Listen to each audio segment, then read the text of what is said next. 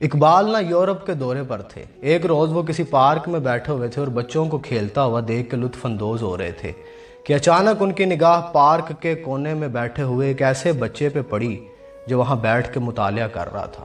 اقبال کو بڑی حیرت ہوئی کیونکہ وہ چائلڈ سائیکولوجی سے بخوبی واقف تھے، اس لیے ایسے کسی ماحول میں بیٹھ کے کسی بچے کو مطالعہ کرتے ہوئے دیکھ کے انہیں بڑا تعجب ہوا کہ اس ماحول کے اندر، اس انٹرٹینمنٹ سے بھرپور ماحول کے اندر بیٹھ کے بھی کیسے کوئی بچہ پڑھ سکتا ہے۔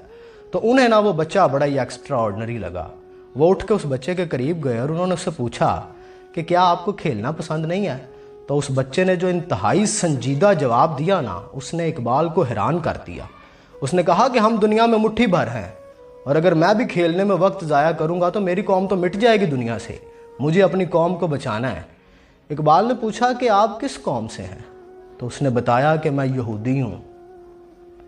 یہ الفاظ اور پھر ایسا عزم دیکھ کے اقبال کے ہوش اڑ گئے۔ کہتے ہیں کہ وہ ذہن میں کسی اور ہی دنیا میں چلے گئے اور آنکھوں سے بے ساختہ آنسو بہنے لگے۔ وہ یونان اور اسپین کی فتح کی داستانوں سے لے کر ان کو گواہ دینے تک کی وجوہات کا سفر کرنے لگے۔